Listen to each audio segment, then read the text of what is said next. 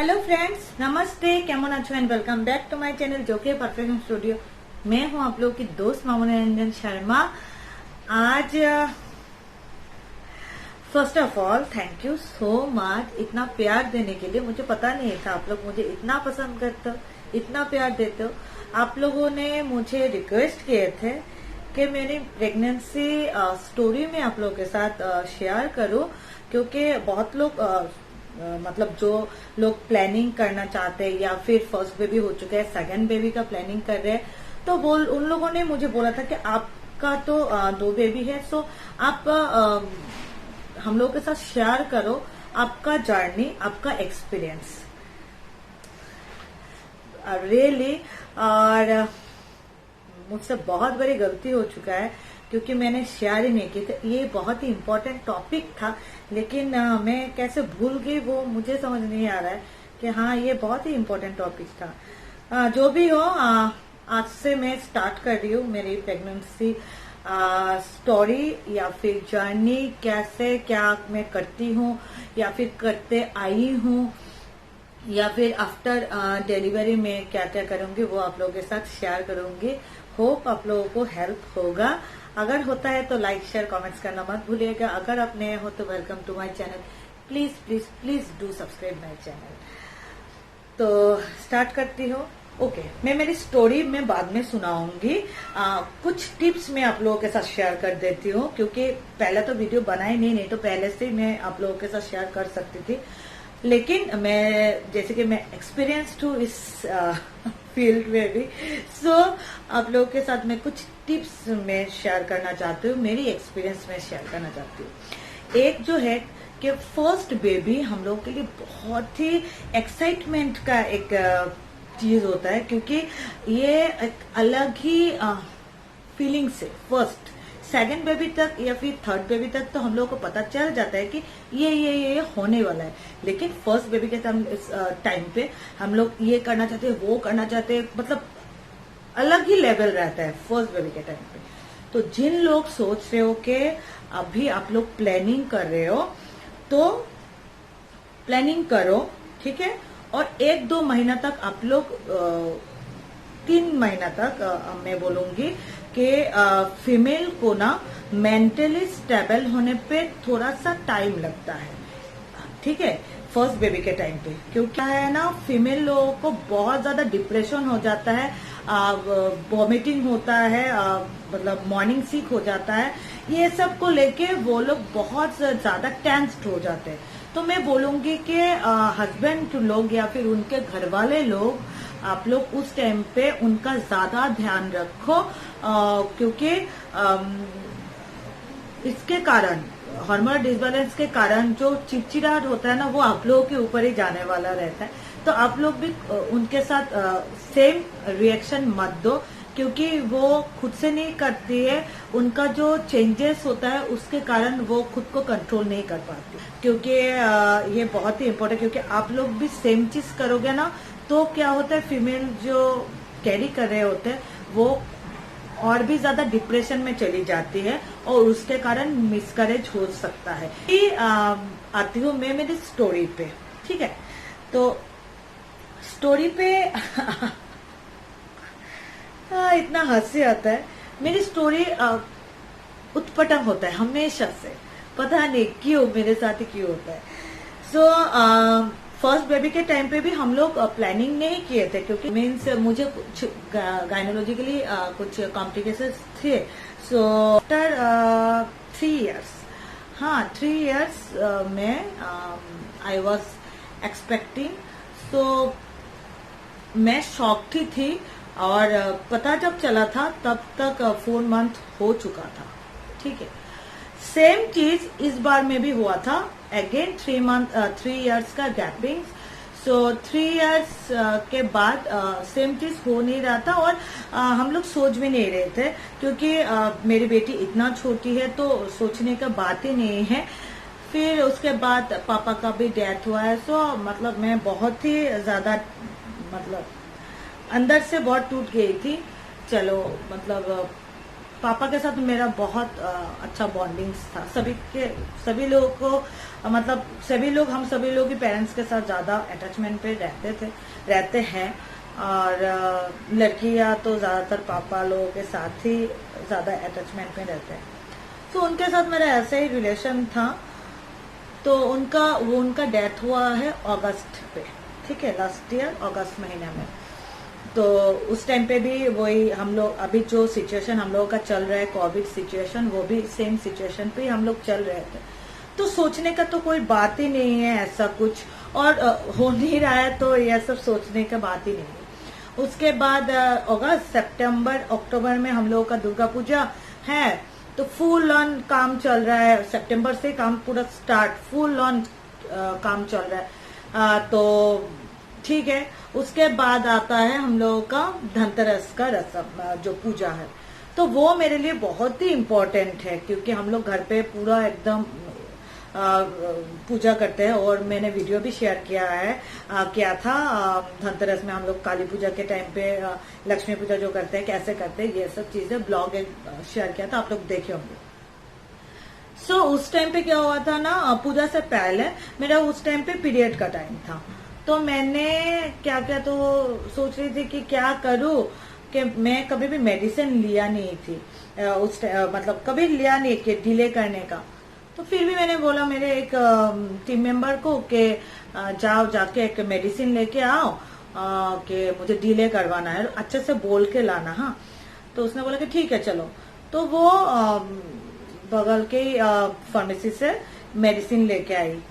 आने के बाद मैं खाई, एक ही डोज खाई। खाने के बाद नेक्स्ट डे आपका जाके पूजा था। तो ठीक है, पूजा हो गया खत्म। पूजा का पूरा दिन हम लोग पूरा मस्ती किए, 4 दिन 5 दिन का पूरा पूजा रहता, सब कुछ हो गया। उसके बाद जब मैं फॉलो किया, इतना ताम झाम में तो उतना फॉलो नहीं किया। तो पूजा का 7 दिन चला गया, 8 दिन चला गया, 10 दिन चला गया। तो मैंने बोला कि मिनी क्या हुआ, क्या मेडिसिन ला के दिया तूने मुझे, कि अभी तक हुआ नहीं। तो बोला कि नहीं, होगा। उसके बाद और कुछ दिन चला गया, हाँ 2-3 दिन। उसके बाद फिर मैंने बोला कि और कब होगा, कि और कितना दिन लगता है, क्योंकि मुझे तो पता नहीं।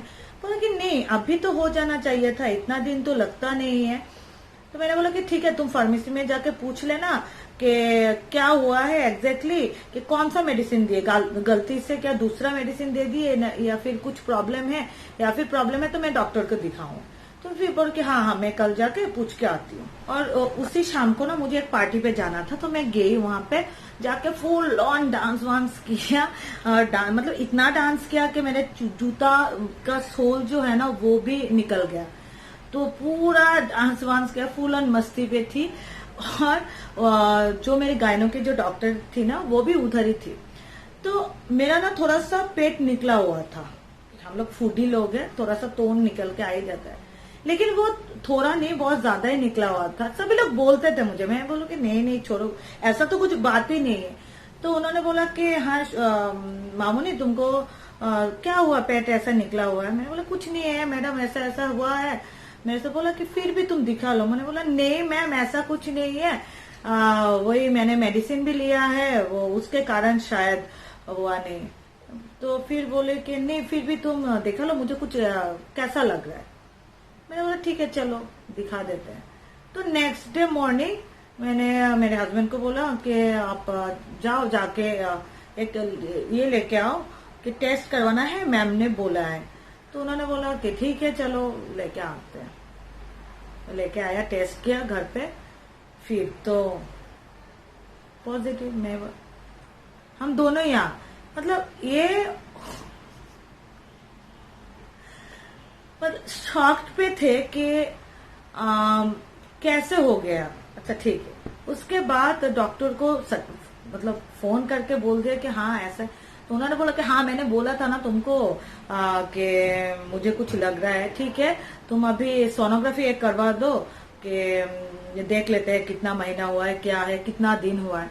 तो नेक्स्ट डे मॉर्निंग ही मैं सोनोग्राफी कर लिया। सोनोग्राफी करने के बाद मैं बार बार पूछ रही थी कि कितना महीना हुआ है, क्योंकि मेरा पेट तब तक निकल गया था।